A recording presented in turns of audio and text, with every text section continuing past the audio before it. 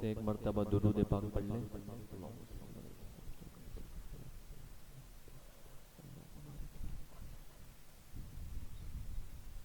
انتہائی خوبصورت درد مندانہ کلام پیش کرنے لگا ہوں۔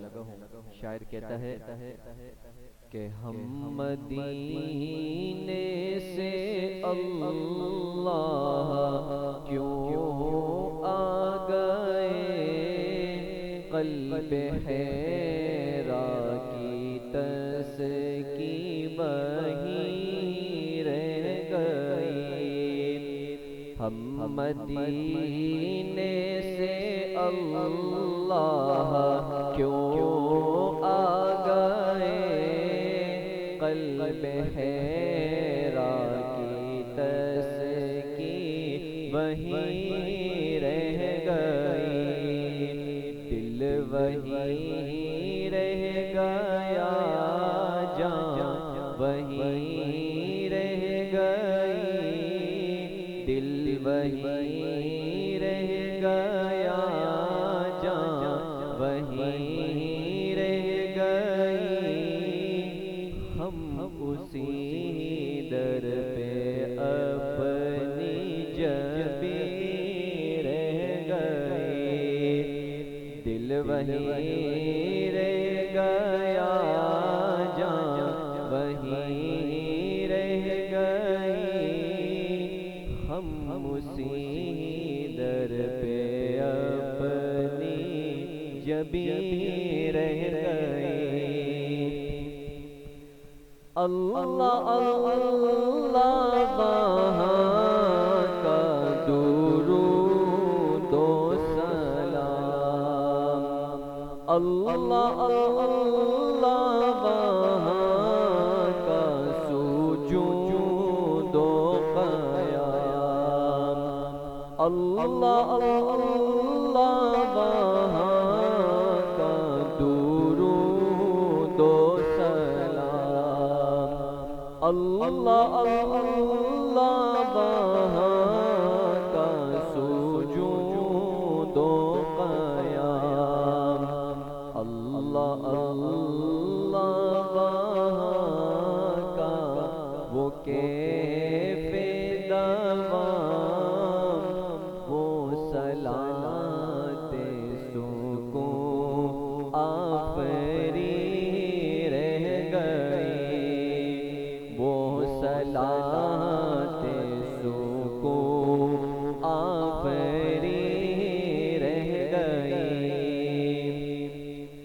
جس جگہ سجدہ ریزی کی لذت ملی، جس جگہ ہر قدم ان کی رحمت ملی، جس جگہ سجدہ ریزی کی لذت ملی، جس جگہ ہر قدم ان کی رحمت ملی، جس جگہ نور رہتا ہے شام و سحر، وہ فلک رہ گیا، وہ زمین رہ گئی، وہ فلک رہ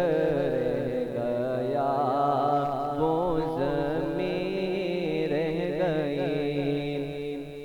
پڑھ کے نصر من اللہ فتح قریب، جب ہوئے ہم رواں سوئے کوئے حبیب، پڑھ کے نصر من اللہ فتح قریب، جب ہوئے ہم رواں سوئے کوئے حبیب، برکت رحمتیں ساتھ چلنے لگی، برکت رحمتیں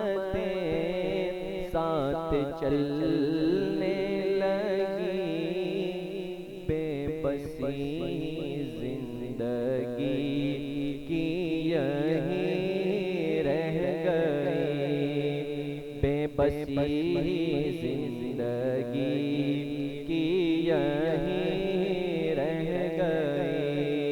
ہم مدینے سے اللہ کیوں آ گئے، قلب حیرا کی تسکی وہیں رہ گئی۔ یاد آتے ہیں ہم کو وہ شام و سحر، وہ سکون دل و جاں و روح و نظر۔ یاد آتے ہیں ہم کو وہ شام و سحر، وہ سکون دل و جاں و روح و نظر۔ یہ انہی کا کرم ہے، انہی کی عطا، یہ انہی کا کرم ہے، انہی کی عطا۔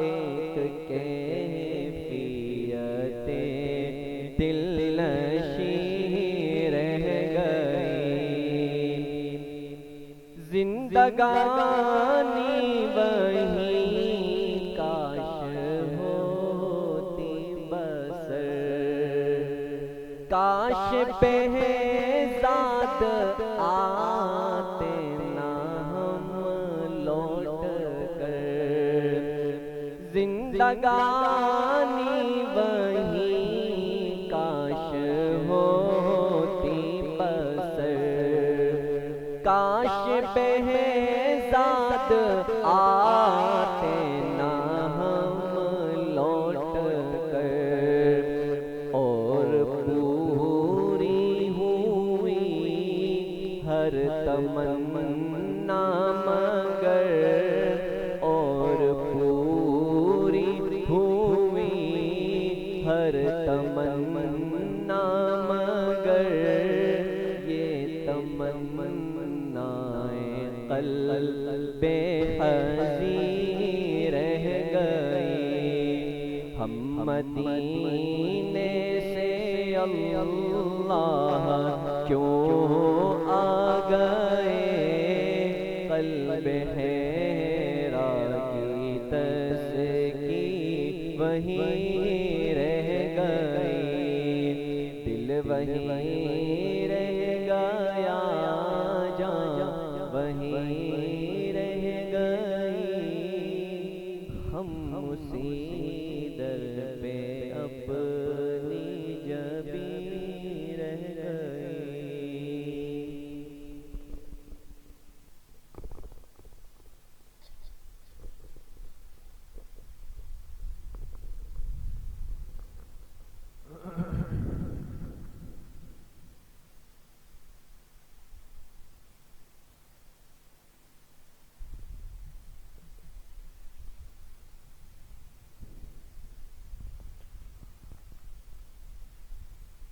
بسم اللہ الرحمن الرحیم، الحمد للہ وکفا وسلام علی عباده الذین اصطفى، خصوصا علی سید الرسل وخاتم الانبیاء وعلى آلہ واصحابہ الاتقیاء۔ اما بعد فاعوذ باللہ من الشیطان الرجیم، بسم اللہ الرحمن الرحیم۔ والذین تبوؤوا الدار والایمان من قبلهم يحبون من هاجر إليهم ولا يجدون في صدورهم حاجة مما أوتوا ويؤثرون على أنفسهم ولو كان بهم خصاصة ومن يوق شح نفسه فأولئك هم المفلحون۔ وقال رسول الله صلى الله عليه وسلم: من زار قبری فقد وجبت له شفاعتی صدق اللہ وصدق رسولہ النبی الکریم یا رب صل وسلم دائما ابدا علی حبیبک خیر الخلق کلہم۔ تمام احباب ایک مرتبہ محبت و عقیدت سے درود شریف پڑھ لیں۔ اللہم صل علی محمد وعلی آل محمد کما صلیت علی ابراہیم وعلی آل ابراہیم انک حمید مجید۔ اللہم بارک علی محمد وعلی آل محمد کما بارکت علی ابراہیم وعلی آل ابراہیم انک حمید مجید۔ میرے انتہائی قابل قدر دوستوں، بھائیوں اور بزرگوں، الحمدللہ حج و عمرہ کی جو تربیتی نشستیں ہیں، آج اس سلسلے کی تیسری اور آخری مجلس ہے، جس میں انشاءاللہ مدینۃ الرسول مدینہ منورہ علی صاحبہا الف الف تحیۃ حاضری اور وہاں کے آداب اور وہاں کی جو مشہور اور ضروری زیارات ہیں ان سے متعلق انشاءاللہ بات ہوگی۔ پہلی مجلس میں آپ کے سامنے عمرے کا مکمل طریقہ ذکر ہوا، اور گزشتہ کل کی مجلس میں حج بیت اللہ کا پورا طریقہ بیان ہوا، اور آج کی مجلس میں انشاءاللہ مدینہ منورہ حاضری کا بیان ہوگا، چونکہ یہ اس سفر کا ایک لازمی اور ضروری حصہ ہے۔ ایک مسلمان چاہے وہ عمرے کے لیے جائے یا حج کے لیے جائے، تو وہ یہ تصور نہیں کر سکتا کہ وہ مکہ مکرمہ تو جائے لیکن مدینہ طیبہ نہ جائے۔ ضرور جائے گا، اور حق ہے اس جگہ کا، آپ علیہ الصلاۃ والسلام کا، اور آپ نے بڑی سخت وعید بیان فرمائی اس شخص کے لیے کہ جو شخص مکہ مکرمہ تک آئے اور پھر مدینہ منورہ نہ جائے۔ فرمایا جس نے حج کیا، من حج ولم یزرنی،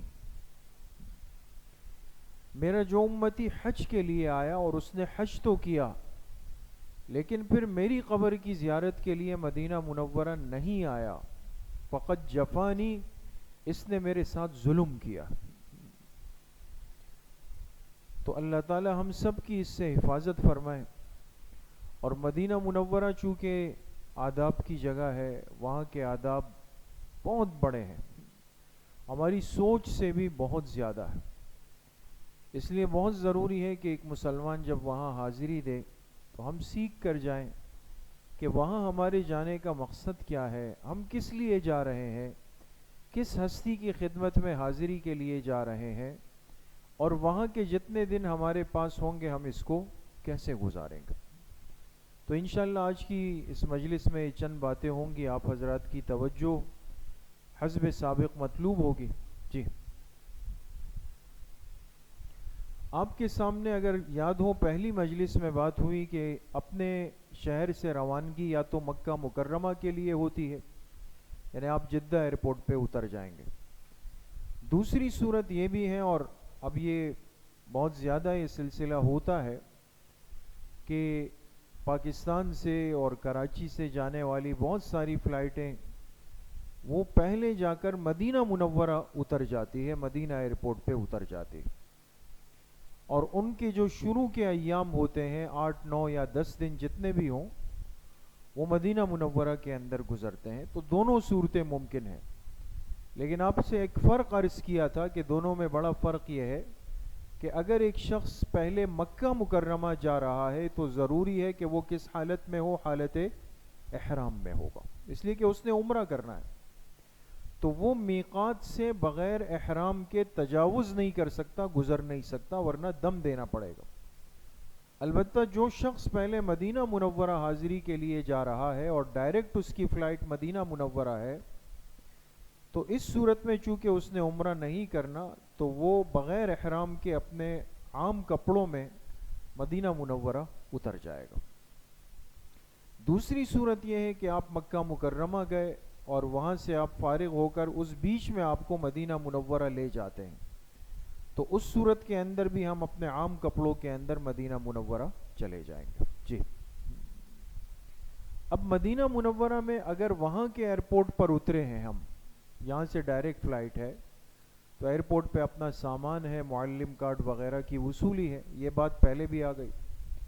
دوسری اہم بات یہ کہ مدینہ منورہ میں آپ کا ہوٹل کون سا ہے، اور مسجد نبوی اور ہوٹل کے درمیان جو راستہ ہے اس کی پہچان کیا ہے.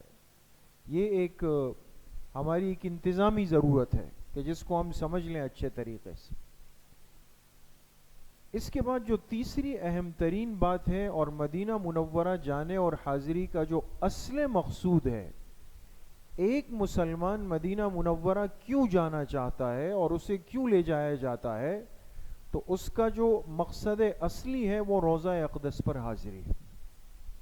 محبوب کائنات اور اس کائنات کے سردار سرکار دو عالم صلی اللہ علیہ وسلم، چونکہ آپ اپنے روضہ مبارکہ میں، قبر مبارک میں آرام فرما ہے مدینہ منورہ کے اندر، تو ہر امتی کی خواہش ہے کہ میں وہاں حاضری دوں، آپ کی خدمت میں براہ راست سلام پیش کر سکوں. تو جانے کا اہم مقصد روضہ اقدس پر حاضری ہے. اس کا طریقہ کیا ہوگا؟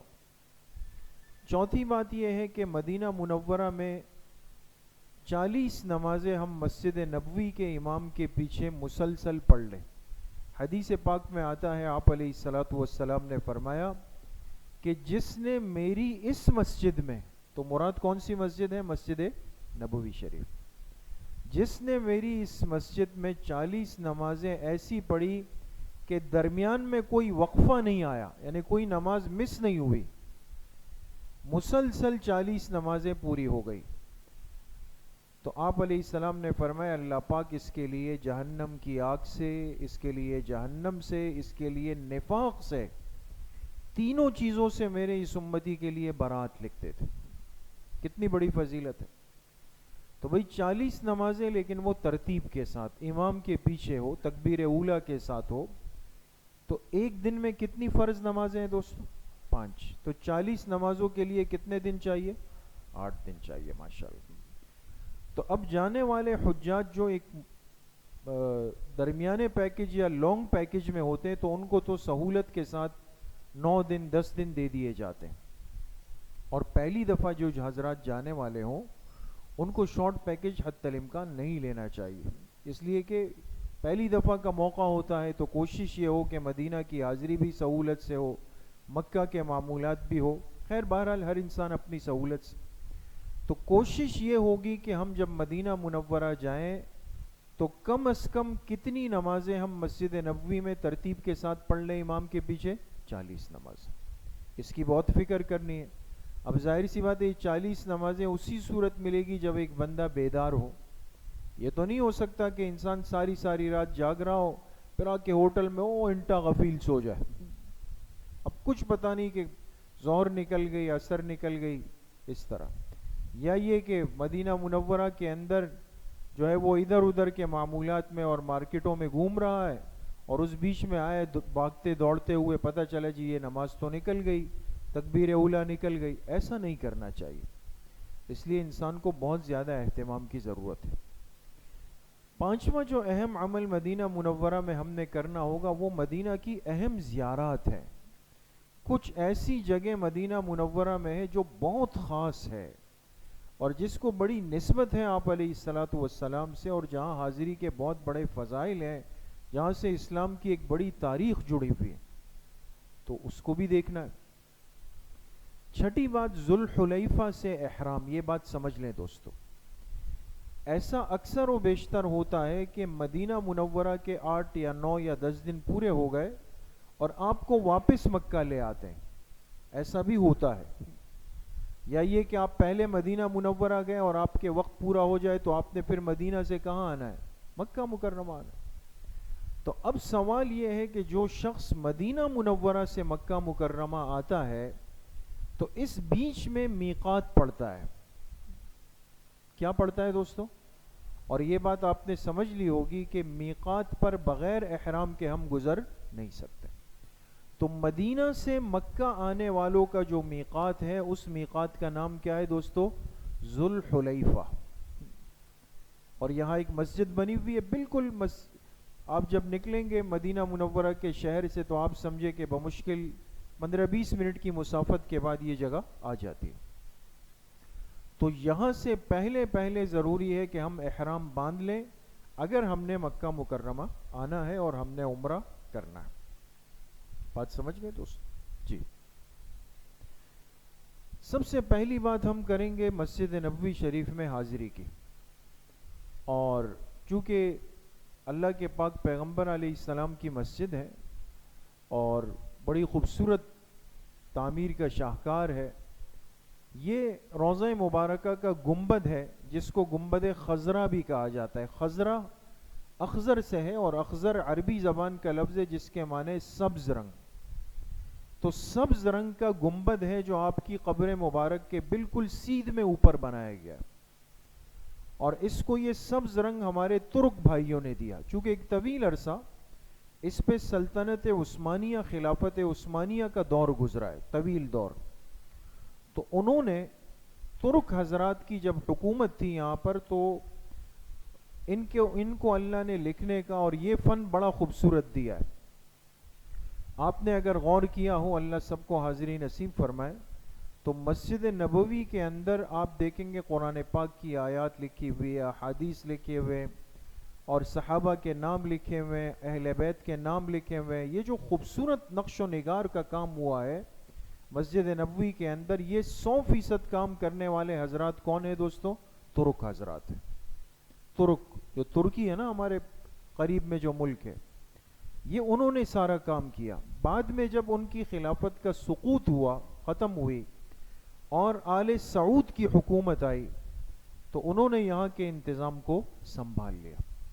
اچھا، دونوں کے مزاج میں زمین آسمان کا فرق تھا.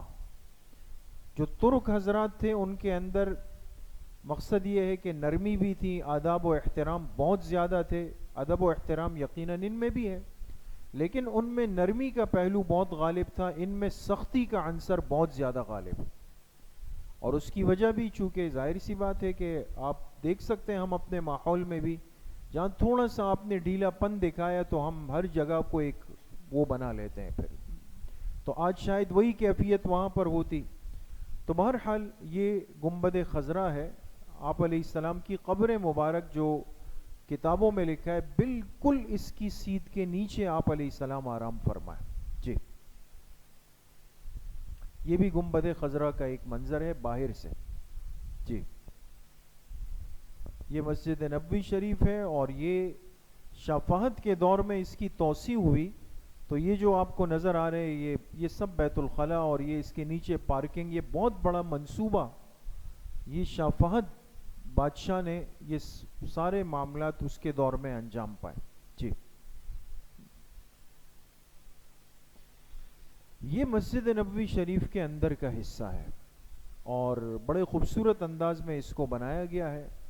اس کا جو اگلا حصہ ہے بالکل شروع کا حصہ جس کو شروع کی صفحے کہا جائے وہ ترکی دور کی ہے، اور جو پیچھے کا سارا حصہ ہے وہ آل سعود کے دور کا ہے. یہ اندر سے مسجد نبوی شریف کی ایک تصویر. جی جی جی، یہ ہے باب السلام. اب ہم آج کی مجلس کے بہت اہم اور اصل مسئلے کی طرف آ رہے ہیں دوست. وہاں حاضری کا مقصد چونکہ بنیادی طور پر یہ ہے کہ ہم آپ علیہ الصلاۃ والسلام کی قبر مبارک پہ حاضر ہو کر سلامی پیش کر دیں. بات سمجھ گئے دوست؟ آپ کی خدمت میں صلاۃ و سلام پیش کر سکیں. دور سے ایک مسلمان جب ہوتا ہے تو ہم درود شریف پڑھتے ہیں، اور ہمارا یہ ایمان ہے، عقیدہ ہے جو احادیث صحیحہ سے ثابت ہے، صحیح احادیث سے ثابت ہے کہ ایک مسلمان جب دور سے درود شریف پڑھتا ہے چاہے دنیا کے کسی بھی کونے میں ہو تو اللہ نے فرشتوں کی ایک جماعت مقرر کی ہوئی ہے جو اس پڑھنے والے کا درود شریف وصول کرتے ہیں، اور پھر وہ فرشتے یہاں سے پرواز کر کے مدینہ منورہ پہنچتے ہیں اور مسجد نبوی شریف میں آپ علیہ السلام کی قبر مبارک پر جا کر وہ درود آپ کی خدمت میں پیش کر دیا جاتا. کسی مسلمان کا پڑھا ہوا درود شریف ضائع نہیں ہے دوستو. فرشتے اس کو عزت و احترام سے لے جا کر آپ کی خدمت اقدس میں پیش کر دیتے. کتنی بڑی سعادت ہے دوستو. اور ایک مسلمان جب خود جاتا ہے وہاں پر، آپ کی قبر مبارک پہ جاتا ہے، تو آپ علیہ الصلاۃ والسلام نے فرمایا کہ جو میرا امتی میری قبر پہ آ جائے گا، ہم تو چونکہ آپ کے فرمان کے تابع ہیں، اپنی عقل کے نہیں، جو میری قبر پہ آ جائے گا اور وہاں کھڑے ہو کر مجھ پر صلاۃ و سلام پڑھے گا، اس قریب سے پڑھنے والے کے صلاۃ و سلام کو میں خود سنتا ہوں اور اس کا جواب بھی میں ارشاد کرتا ہوں. تو وہاں ہم اس عقیدے کے ساتھ جائیں، اس ایمان کے ساتھ جاتے ہیں کہ جب ہم آپ کی قبر مبارک اور ان سنہری جالیوں کے سامنے کھڑے ہو کر کے درود و سلام پڑھتے ہیں تو آپ علیہ الصلاۃ والسلام خود بنفس نفیس سنتے ہیں اور آپ اس کا جواب بھی ارشاد فرما دیتے ہیں. اب صلاۃ و سلام کے لیے جانا ہے.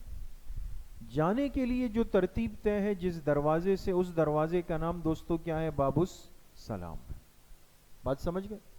باب السلام سے داخل ہونا ہے اور سلامی پیش کر کے باب البقیع سے نکلنا ہے. جانے والا راستہ کون سا ہے؟ باب السلام. اور نکلنے والا گیٹ باب البقیع، اس لیے کہ بقیع کا قبرستان بالکل اس کے سامنے پڑتا ہے. لیکن ایک مسلمان کیسے جائے گا؟ یہ آداب بھی ہمیں اچھے طریقے سے سمجھ لینے چاہیے. اور میں ہمیشہ ایک مختصر طریقہ اس کا عرض کرتا ہوں کہ اس طرح نہیں جانا چاہیے، چونکہ ظاہر سی بات ہے کہ اس کائنات کے سردار کے دربار میں حاضری ہے. تو جب مسلمان وہاں پہنچے، کوئی بھی پہنچ جائے، تو پہلے وہ اچھی طرح صاف ستھرا ہو جائے. اپنے پرانے کپڑوں میں یا میلے کچیلے کپڑوں میں بغیر غسل کیے ہوئے، بغیر خوشبو لگائے ہوئے نہ جائیں. یہ وہاں کے آداب کے خلاف ہے. تسلی سے جا کر پہلے اپنا سامان رکھ کے غسل کر کے اپنے نئے کپڑے، صاف ستھرے کپڑے پہن لے، کنگھی کر لے، سرما لگا لے، خوشبو کا اہتمام کر لیں. سب چیزیں جو ایک صفائی ستھرائی کی ہے، جسم کے زائد بال صاف کر دیں، یہ سب کچھ کر کے پھر مسجد نبوی شریف میں آ جائیں. آنے کے بعد مسجد نبوی کا حق ہے کہ وہاں 2 رکعت تحیۃ المسجد پڑھی جائے. جیسے ہر مسجد میں آپ داخل ہو تو 2 رکعت نفل تحیۃ المسجد پڑھیں. اب آپ روضہ اقدس پہ سلامی کے لیے جانا چاہتے ہیں، اس سے پہلے چند کام کر لیں.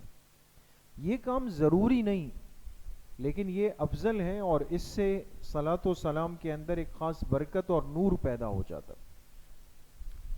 پہلا کام یہ کریں کہ 2 رکعت نفل پڑھ لیں، اور وہ 2 رکعت نفل آپ علیہ الصلاۃ والسلام کو ایصال ثواب کرتے. اس کے بعد تھوڑا سا قرآن کریم کی تلاوت کچھ حصہ پڑھ لیں، اور ہم عرض کرتے ہیں کہ سورہ یاسین شریف جیسے ہے تو وہ پڑھ لی جائے 1 مرتبہ. سمجھ گئے دوست؟ 1 مرتبہ سورہ یاسین شریف پڑھ لیں، پھر اس کے بعد 1 مرتبہ سورہ فاتحہ اور 12 مرتبہ سورہ اخلاص پڑھ لیں. سمجھ میں آ رہی ہے بات؟ پہلے کون سی سورت پڑھی؟ سورہ یاسین پڑھ لی، پھر سورہ فاتحہ، پھر سورہ اخلاص کتنی مرتبہ؟ 12 مرتبہ. اس کے بعد کم از کم 11 مرتبہ اسی جگہ بیٹھے ہوئے جہاں تلاوت کی 11 مرتبہ درود شریف پڑھ لیں. ٹھیک ہے؟ یہ آپ نے کر لیا، اور یہ جتنا کچھ آپ نے پڑھا اس کو یہیں سے ایصال ثواب کر دیں، یعنی اللہ سے عرض کر دیں اللہ یہ آقائے دو جہاں کی خدمت میں ایصال ثواب ہے. اس کے بعد روانہ ہو جائیں، اور جاتے ہوئے راستے میں کچھ صدقہ کرتے ہوئے جائیں. اس لیے مدینہ منورہ جانے والے حضرات اپنے پاس صدقے کی کچھ رقم الگ کر کے رکھیں. کھلے جو ریال کھلے ہوتے ہیں نا، 5 ریال کے نوٹ بنا لے، 10 کے بنا لے، جو سہولت کے ہوں وہ اپنے پاس ضرور رکھیں.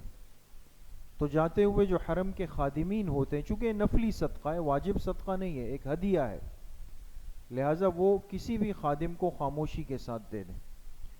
اور اس کے بعد اب جب تک آپ جا رہے ہیں جتنا سرکل آپ نے پورا کرنا ہے، کیونکہ اب کافی لمبا چوڑا سلسلہ ہوتا ہے، تو چلتے چلتے بالکل ادب کے ساتھ بغیر بات چیت کیے ہوئے مسلسل اس بیچ میں آپ نے درود شریف پڑھنا ہے، اور کوئی کام بھی نہیں کرنا ہے. درود شریف کے جتنے صیغے آپ کو یاد ہے وہ پڑھتے ہوئے جائیں جائیں جائیں جائیں. بالآخر آپ پہنچ جائیں گے کس پر؟ باب السلام پر. یہ باب السلام ہے جس سے اندر داخل ہونا ہے دوست.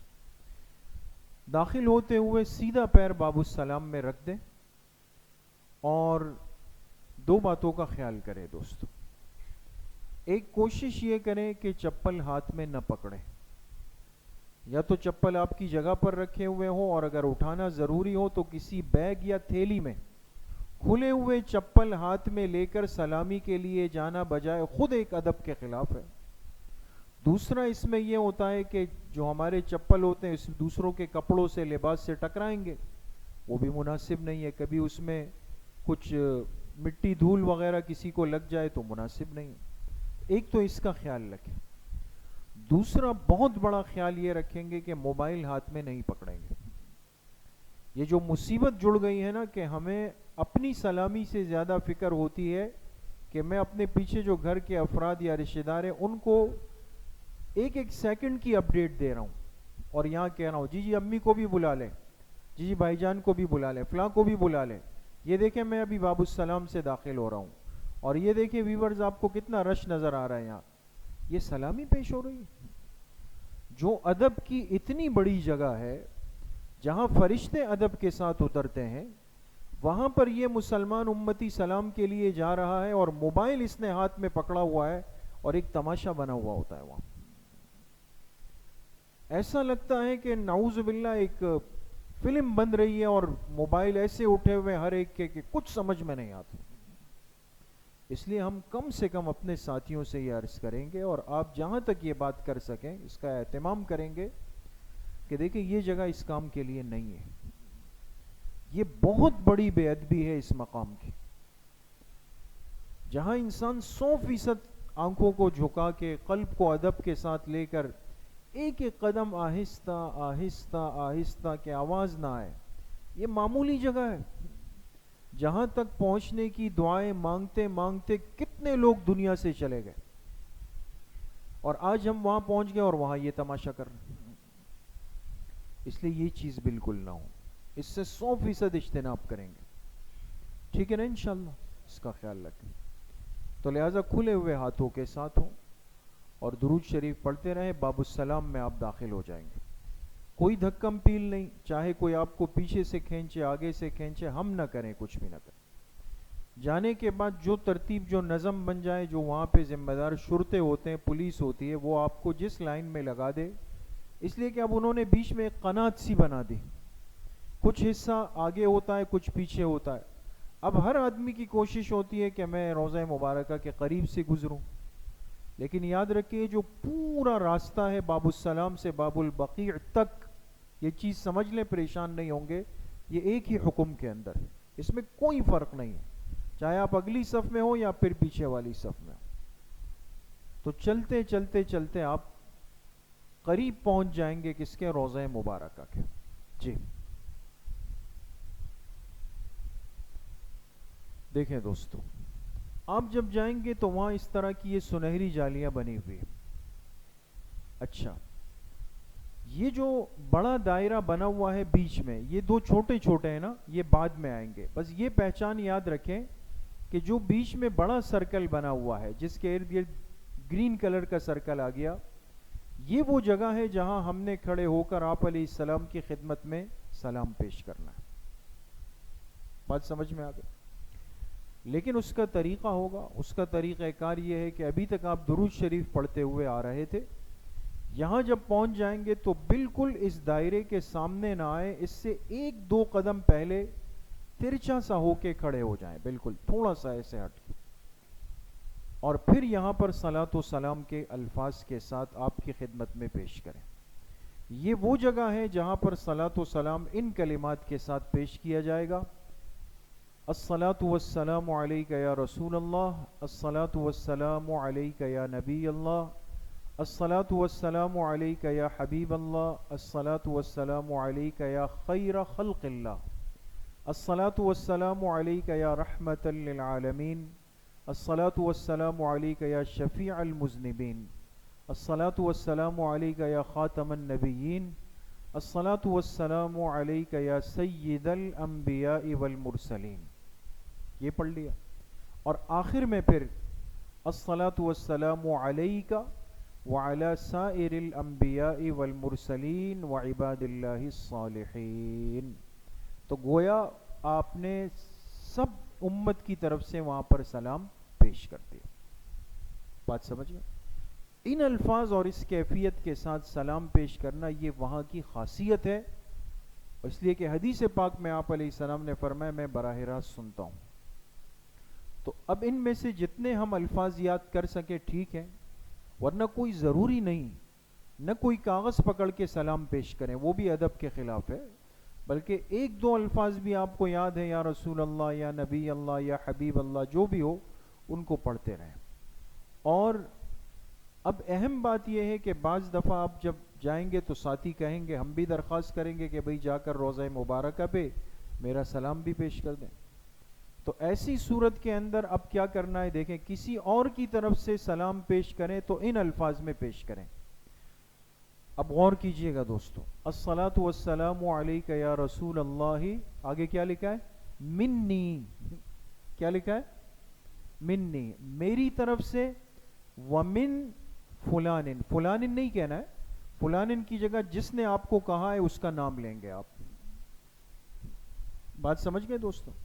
تو الصلاۃ والسلام علیک یا رسول اللہ منی ومن، اور من کے بعد وہ نام جتنے آپ کو یاد ہیں، آپ کے ذہن میں ہیں، ان سب کے نام زبان سے لینا کوئی ضروری نہیں، ذہن میں اس کو حاضر کریں، تصور کریں، یا دل میں کہہ دیں کہ اللہ جن جن نے کہا تھا یا نہیں بھی کہا تو پوری امت مسلمہ کی طرف سے پیش کر دیں، تو آپ کو اس کا اجر بھی ملے گا، سب کا حق ادا ہو جائے گا. بات سمجھ گئے؟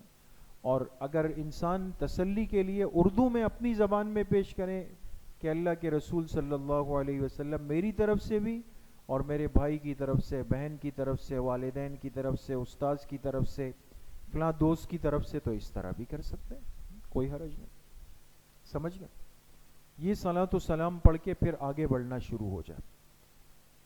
اس کے بعد یہ جو دو چھوٹی جالیاں ہیں، جو پہلا دائرہ ہے، اس کی سیدھ میں اس امت کے خلیفہ اول اور خلیفہ بلا فصل حضرت ابوبکر صدیق رضی اللہ عنہ آرام فرمائے. تو ان کی خدمت میں صلاۃ و سلام پیش کریں گے. کن الفاظ کے ساتھ؟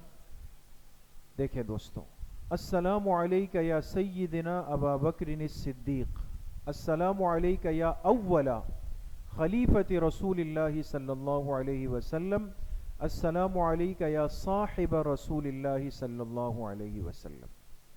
یہ پڑھ کے اب آگے کی طرف بڑھ جائیں. جو دوسرا دائرہ ہے، اس کی سیدھ میں اس امت کے دوسرے خلیفہ راشد امیر المومنین حضرت عمر ابن خطاب رضی اللہ عنہ آرام فرمائے. اب ان کی خدمت میں سلام پیش کریں. السلام علیک یا سیدنا عمر ابن الخطاب رضی اللہ عنہ، السلام علیک یا ثانیہ خلیفۃ رسول اللہ صلی اللہ علیہ وسلم. اور اگر یہ الفاظ ذہن میں نہ آ رہے ہوں تو اردو میں پیش کر دیں کہ عمر ابن خطاب رضی اللہ عنہ آپ کی خدمت میں بھی سلام پیش کرتا ہوں. تو اس طرح پہلے آپ علیہ السلام کی خدمت اقدس میں، پھر حضرت ابوبکر رضی اللہ عنہ، پھر حضرت عمر رضی اللہ عنہ. اس کے بعد پھر آہستہ قدموں کے ساتھ درود شریف پڑھتے پڑھتے پڑھتے آگے کی طرف نکل جائیں. بات سمجھ گئے؟ تو بہت ادب کی جگہ ہے، احترام کی جگہ ہے. کسی سے الجھنا یا وہاں کے شرطوں سے الجھنا یا اونچی آواز سے باتیں کرنا، موبائل کا استعمال کرنا، تو یہ چیزیں انتہائی درجے کی نامناسب ہے. اس سے بہت زیادہ اجتناب ضروری ہے. یہ سمجھ میں آ گئی بات دوست؟ اور جب بھی موقع ملے کم از کم یہ کہ دن میں ایک مرتبہ سلامی ضرور پیش کریں. نہیں ہو تو دو نمازوں کے بعد اپنی سہولت کے ساتھ جتنا انسان کر سکے تو وہ پیش کر سکتا ہے. لیکن ایسا بھی نہیں کرنا چاہیے، علماء نے لکھا ہے کہ ہر آدھے ایک گھنٹے کے بعد کہیں چلو یار میں تو بیٹھا ہوں پھر جا کے سلام، پھر جا کے سلام. اس لیے کہ ہر چیز ایک آداب چاہتی ہے نا. جیسے اگر کوئی بزرگ آ جائے، ہم ایسے تو نہیں کریں گے نا کہ بار بار اٹھ کے ان کو سلام کریں گے. جب مجلس بدلے گی تو سلام دوبارہ کر لیں گے ان کو. جی اچھا جی. اب مسجد نبوی شریف کے اندر کچھ مقامات ایسے ہیں کہ جو ایک تاریخی بھی ہے اور زیارات کی قبیل میں سے بھی ہے. مسجد نبوی شریف کے روضہ مبارکہ کے ساتھ حصہ ہے جس کو کہا جاتا ہے ریاض الجنہ. کیا کہا جاتا ہے؟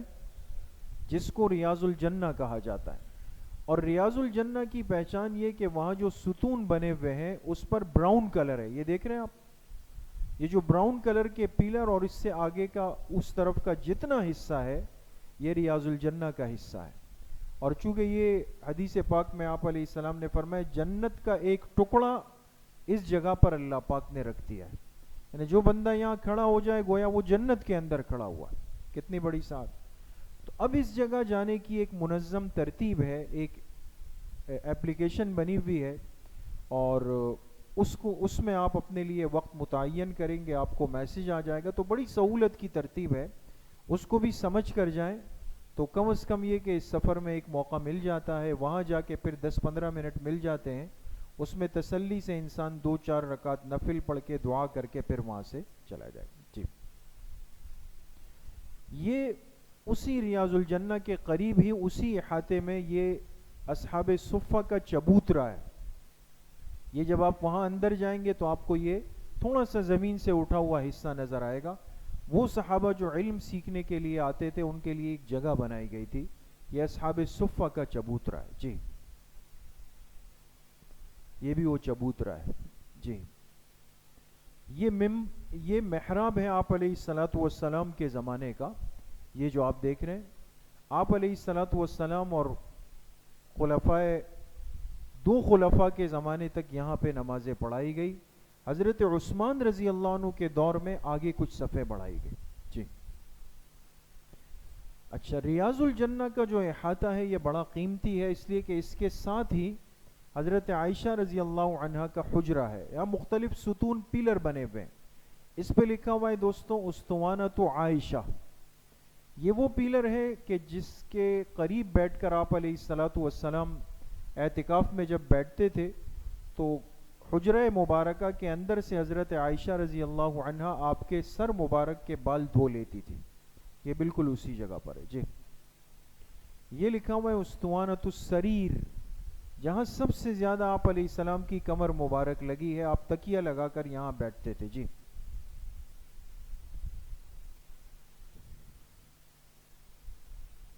اچھا جی، یہ ریاض الجنہ آپ دیکھ سکتے ہیں، یہ اس کا احاطہ ہے پورا. جی، اچھا جی، یہ بقیع کا قبرستان ہے.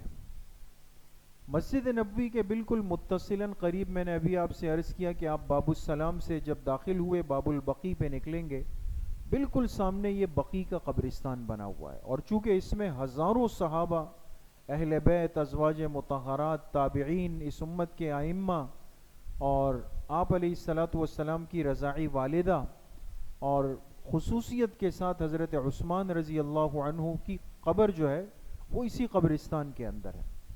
لیکن وقت کے ساتھ ساتھ جیسے وہ سختیاں بڑھتی جا رہی ہیں نا، تو اب وہ ترتیب نہیں رہی. پہلے تو ہوتا تھا کہ آپ کسی بھی جگہ چلے جائیں، حضرت عثمان رضی اللہ عنہ کی قبر تک جانا آسان تھا. اب انہوں نے آپ کو ایک دائرہ دے دیا ہے، آپ انٹر ہوں گے اور ایک گھومتے ہوئے نکل جائیں گے. خیر یہ بھی غنیمت ہے، یہ بھی بند نہ ہو جائے. تو اس لیے انسان بقیع میں کم از کم ایک دفعہ حاضری ضرور دے گا، ان کا حق ہے. اور یہ اس کائنات کے سب سے افضل لوگ اس معنی میں ہیں کہ آپ علیہ السلام نے فرمایا جب قیامت قائم ہوگی، میدان محشر لگے گا، تو سب سے پہلے میں حضرات شیخین کو لے کر آؤں گا بقیع والوں کے پاس. بقیع کے قبرستان کے لوگوں کو اپنے ساتھ لوں گا اور میں اللہ کے سامنے یہاں دفن ہونے والوں کی خاص سفارش کروں گا، خاص سفارش کروں گا. اللہ ہم سب کو یہ جگہ نصیب فرمائے. جی، یہ بقیع کے اندر حضرت عثمان رضی اللہ عنہ کی قبر ہے، اور یہاں تک پہلے تو سہولت سے آسانی سے جا سکتے تھے، اب مشکل. جی، یہ مسجد قباء ہے جو مدینہ منورہ کی ایک اہم ترین زیارت ہے. مسجد قباء، یہاں بھی ایک مرتبہ کم از کم ضرور جانا چاہیے، اور کوشش کی جائے کہ ہفتے کے دن آپ علیہ السلام کا جو معمول تھا کہ ہفتے کے دن فجر پڑھ کے آپ مسجد قباء تشریف لے جاتے، وہاں جا کے اشراق کے 2 رکعت نفل پڑھ کے پھر واپس تشریف لے آتے. تو اگر ہفتے کا دن مل جائے تو بہت اچھا، ورنہ ضروری کوئی نہیں. بس کم از کم ایک مرتبہ موقع ملے، یہاں جا کر 2 رکعت نفل پڑھ لیں، آپ علیہ السلام نے فرمایا جس نے 2 رکعت نفل اس مسجد میں پڑھی تو مقبول عمرے کا ثواب ملے گا اس کو. جی یہ بھی مسجد قباء کی ایک تصویر ہے. جی یہ مسجد قبلتین ہے دوستو. مسجد قبلتین آپ جانتے ہیں کہ وہ مسجد جہاں پر حکم آیا قبلے کی تبدیلی کا. مدینہ منورہ ہجرت کے بعد آپ علیہ الصلوۃ والسلام نے 16 یا 17 مہینے بیت المقدس کی طرف رخ کر کے نماز پڑھی. جو اس وقت جو ہمارے مسلمان بھائی جس کیفیت سے گزر رہے ہیں فلسطین میں، یہ قبلہ اول کے لوگ ہیں جو اس قبلے کی حفاظت کے لیے بہت بڑی قربانی تاریخ کی دے گئے ہیں دوستو.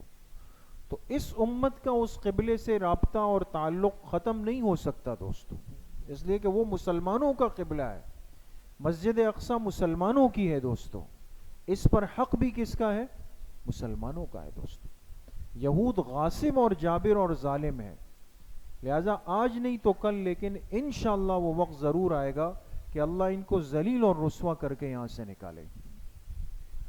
تو 16-17 مہینے مسجد اقصی کی طرف رخ کر کے نماز پڑھی گئی. پھر اس مسجد میں آپ تشریف لائے تھے ایک صحابی کے جنازے میں، اور حکم آیا آپ کو کہ آپ اپنا قبلہ تبدیل فرما دیں. تو آپ سمجھے کہ بالکل اپوزٹ ہو گیا. جیسے اس وقت محراب یہ ہے، آپ سمجھے اس طرف تھا، اس طرف رخ کر کے نماز پڑھی جاتی تھی. 2 رکعتیں پڑھی تھی، حکم آیا اور آپ تبدیل ہو کر یہاں آ گئے اور آپ نے اس رخ پہ نماز پڑھی. یہ مسجد قبلتین ہے، اور چونکہ اس جگہ پہ قبلہ تبدیل ہوا تو بڑی تاریخی اور اہم زیارت ہے. جی یہ دیکھیں اس کے اوپر وہ جگہ آج بھی موجود ہے بطور نشاندہی کے، کہ ایک مسلح سا بنایا ہوا ہے کہ جس سے اندازہ ہوتا ہے کہ پہلے اس رخ پہ نماز ہوتی تھی، اب اس رخ پہ ہوتی. جی جی یہ دوستو یہ مسجد جمعہ ہے. مسجد جمعہ وہ مسجد ہے جہاں جمعے کی فرضیت ہوئی اور سب سے پہلا جمعہ یہاں پر قائم کیا گیا. یہ مسجد جمعہ ہے، یہ بالکل شہر کے اندر آ گئی. جی یہ ہے دوستو مقام احد، اور یہ بھی مدینہ کی ایک بڑی اہم زیارت ہے. احد آپ حضرات جانتے ہیں کہ سن 3 ہجری میں غزوہ احد ہوا، اور اس میں ایک بڑا حادثہ ہوا کہ پہلے مسلمان فاتح بنے، کامیاب ہوئے، پھر ایک چھوٹی سی غلطی ہو گئی، امیر کی اطاعت میں کمزوری ہوئی، اور بالآخر اس کے نتیجے میں کافر دوبارہ پلٹ کر آئے. 70 صحابہ اکرام بڑی شان اور مقام والے وہ شہید ہوئے، بشمول آپ علیہ السلام کے محبوب چچا حضرت حمزہ رضی اللہ عنہ، اور ان کی لاش کی ایک بڑی بے اکرامی ہوئی. وہ یہی غزوہ احد تھا. تو اس جگہ پر وہ قبور موجود ہے، وہ جگہ ہے جہاں یہ صحابہ آرام فرما رہے ہیں. ان 70 شہداء میں سے صرف 6 کی قبریں جنت البقیع میں بنی ہے دوستو. یہ ایک تاریخی بات یاد رکھیں، 70 میں سے 6 کی قبریں بقیع میں ہیں، تو باقی کتنے رہ گئے؟ 64 حضرات یہیں پر آرام فرما رہے، اس لیے کہ ان کو بھی لے جایا جا رہا تھا، لیکن آپ علیہ السلام پر وحی آئی اور اللہ نے فرمایا نہیں، ان کو یہیں پر دفنا دیا جائے گا. لہٰذا اب جبل احد کے بالکل نیچے بہت بڑے احاطے میں یہ حضرات آرام فرمائیں. یہ وہ ٹیلا ہے جو آپ دیکھ سکتے ہیں، ٹیلا اس کو کہتے ہیں جو چھوٹی سی ایک پہاڑی ہوتی ہے. یہاں آپ علیہ السلام نے 50 تیر اندازوں کو بٹھایا تھا اور ان سے کہا تھا کہ کچھ بھی ہو جائے آپ اپنی جگہ کو نہیں چھوڑیں گے. لیکن انہی سے تھوڑی سی غفلت ہو گئی، اور جب مسلمان کامیاب ہوئے تو ان کا آپس میں اختلاف ہوا. بعض نے کہا کہ آپ علیہ السلام کا مطلب یہ تھا کہ جب تک ہم غالب نہ آ جائیں، تو اب تو غالب آ گئے. خیر اسی میں پھر نقصان ہو گیا. تو یہ کہلاتا ہے جبل الرمات. رمات عربی میں کہتے ہیں تیر اندازوں کو. یہ ایک ٹیلا ہے، اور چونکہ اتنا اونچا نہیں ہے تو لوگ اوپر تک برکت کے لیے چلے بھی جاتے ہیں. جی یہ احد کے قریب وہ جگہ ہے جہاں آپ علیہ السلام کو زخم آیا اور آپ کے رخسار مبارک کے اندر خود کی کڑی چلی گئی اور آپ کا ایک دانت مبارک شہید ہوا اور خون بہنے لگا. تو صحابہ اکرام آپ کو یہاں لے گئے. اس بیچ میں جو خلا نظر آ رہا ہے نا دوستوں، چھوٹا سا، اب اس کو بھی انہوں نے جالیہ لگا کے بند کر دیا ہے، اب نہیں جا سکتا کوئی. تو یہاں آپ علیہ السلام کچھ دیر کے لیے بیٹھے ہیں. یہ وہ جگہ ہے. جی یہ ہے شہداء احد کی قبریں جو بڑی باؤنڈری کے اندر بند ہیں. باہر جالیوں سے ان کو دیکھا جا سکتا ہے، اور دو احاطے بنے ہوئے، ایک احاطے میں حضرت حمزہ رضی اللہ عنہ اور حضرت مصعب ابن عمیر رضی اللہ عنہ، یہ دو صحابی ہیں، اور باقی ایک بڑے احاطے میں 62 صحابہ آرام فرما رہے ہیں۔ تو یہاں افضل کے جمعرات کے دن حاضری دی جائے، جمعرات والے دن، اور علماء نے لکھا ہے کہ یہاں دعائیں قبول ہونے کی جگہ بھی ہے۔ آپ علیہ السلام کے چچا چونکہ آرام فرما ہے، تو خود بھی آپ علیہ السلام بڑے اہتمام سے آتے تھے، یہاں جا کر انسان ان کے لیے ایصال ثواب بھی کریں اور پھر اللہ پاک سے اپنے لیے دعا بھی مانگے۔ جی، یہ ہے حضرت سلمان فارسی رضی اللہ عنہ کا باغ، جس میں وہ کام کرتے تھے اور آپ علیہ الصلاۃ والسلام پر ایمان لائے۔ ان کے مالک نے کہا کہ میں آپ کو آزاد کروں گا بشرطے کہ آپ کھجور کے اتنے درخت لگا دیں، اس میں پھل آ جائیں، پھر آپ آزاد۔ اور کھجور کا جو درخت ہوتا ہے یہ کئی سالوں بعد جا کے پھل دیتا ہے، تو اس نے بات ہی ایسی کی کہ جو ناممکن ہو۔ آپ علیہ السلام کو جب پتہ چلا تو آپ تشریف لائے اور آپ نے اپنے ہاتھ سے کھجور کی وہ تخم ریزی فرمائی، تو 6 مہینوں کے اندر اندر ان درختوں میں پھل آنا شروع ہو گئے۔ جی، یہ حضرت سلمان فارسی رضی اللہ عنہ کا باغ۔ جی، یہ باب جبریل ہے۔ مسجد نبوی شریف کے مختلف دروازے ہیں، ہر دروازے کے ساتھ ایک الگ تاریخ جڑی ہوئی ہے دوستوں۔ یہ باب جبریل بنا ہوا ہے، یہ عموماً بند رہتا ہے، عموماً پہلے یہ بھی کھلا ہوا ہوتا تھا، اب اس کو بھی بند رکھا جاتا ہے۔ تو باب جبریل کہتے ہیں کہ حضرت جبرائیل علیہ الصلاۃ والسلام آپ علیہ السلام پر جب بھی وحی لے کر آئے تو اس راستے سے ہو کر آئے ہیں، اس نسبت سے اس کو باب جبریل کہا گیا ہے۔ جی جی، یہ ہے دوستو ذوالحلیفہ۔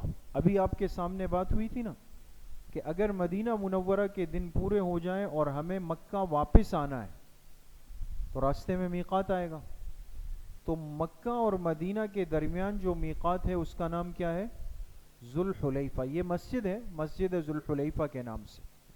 تو لوگ یہاں تک پہنچ کے پھر یہاں اترتے ہیں، وضو کرتے ہیں، جنہوں نے احرام نہیں پہنا ہوتا یہاں احرام پہن لیتے ہیں، 2 رکعت نفل پڑھ لیتے ہیں، نیت کر کے پھر یہاں سے گاڑیوں میں بیٹھ کر مکہ کے لیے نکل جاتے ہیں۔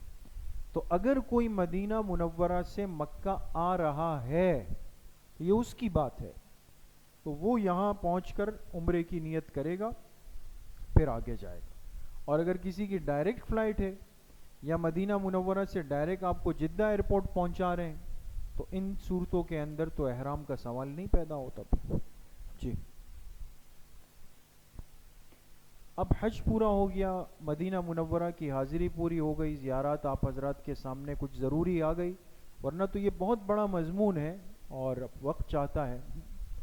اب وطن واپس آنا ہے تو کیا لے کر آئیں گے؟ 2 چیزیں حاجی کے لیے وہاں کا اصل تحفہ ہے، مکہ مکرمہ سے زمزم اور مدینہ منورہ سے کھجور۔ لیکن اب زمزم کا معاملہ بھی یہ ہے کہ یہ ایئرپورٹ پر دے دیے جاتے ہیں، ایئرپورٹ پہ، چونکہ عام زمزم کی بوتل آپ نہیں لا سکتے ہیں، نہ سامان میں رکھ سکتے ہیں، یہ بات بھی سمجھ لیں۔ لہٰذا انہوں نے 5 لیٹر کے اپنے مخصوص کین بنائے ہوئے ہیں، اور عمرے والے حضرات تو اس کو خریدتے ہیں، اور حاجیوں کے لیے شاید ان کی طرف سے ہدیہ ہوتا ہو، جہاں تک سنا گیا ہے۔ تو خیر ان کی طرف سے جو زمزم ملے اور جتنی مقدار میں الاؤ ہو تو اسی کو اختیار کریں، دائیں بائیں میں پھر پریشانی بن جاتی ہے۔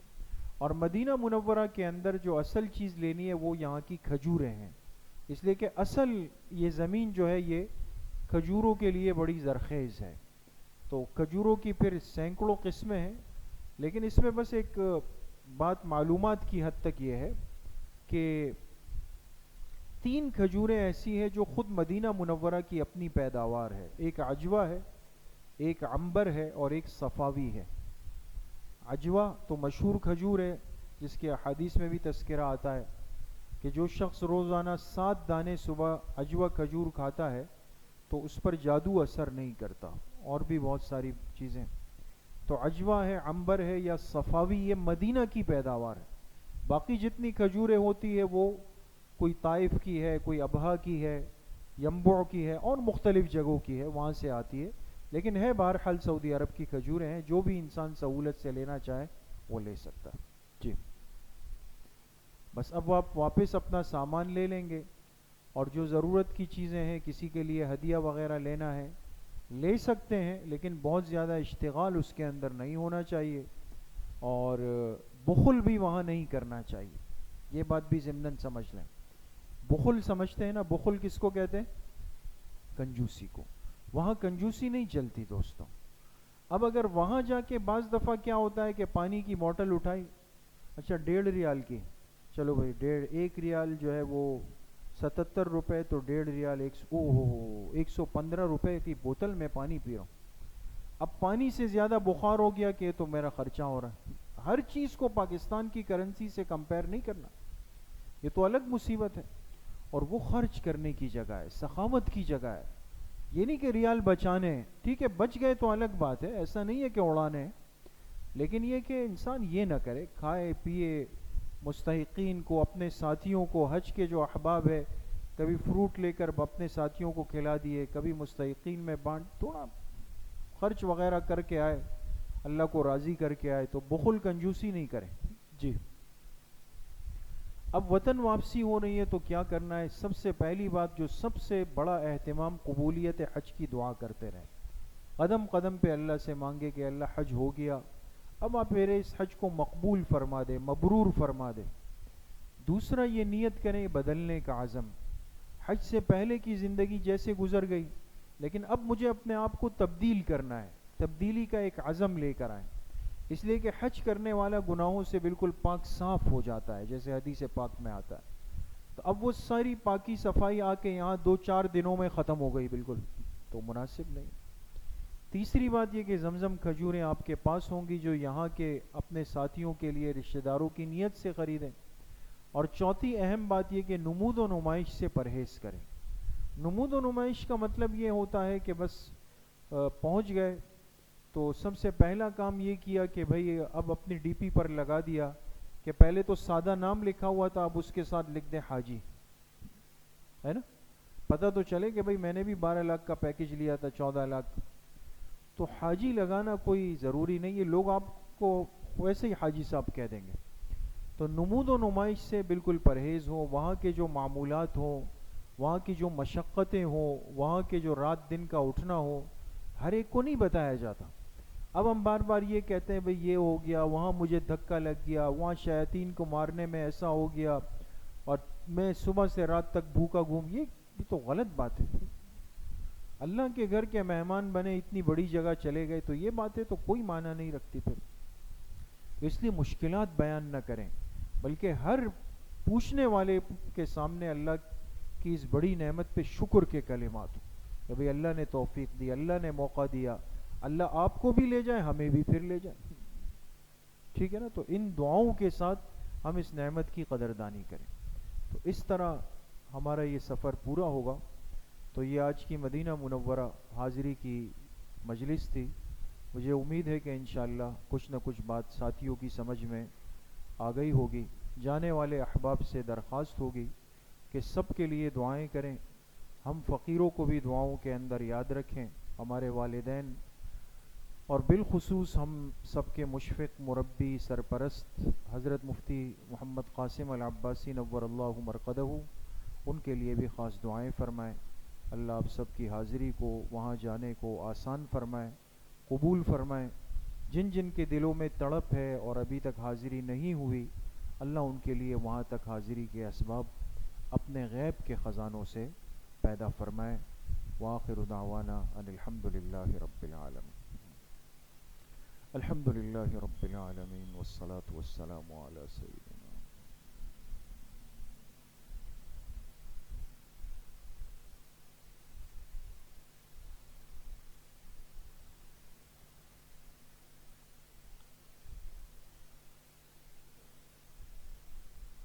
وصلی اللہ وسلم علی نبینا محمد وآلہ وصحبہ اجمعین برحمتک. السلام علیکم.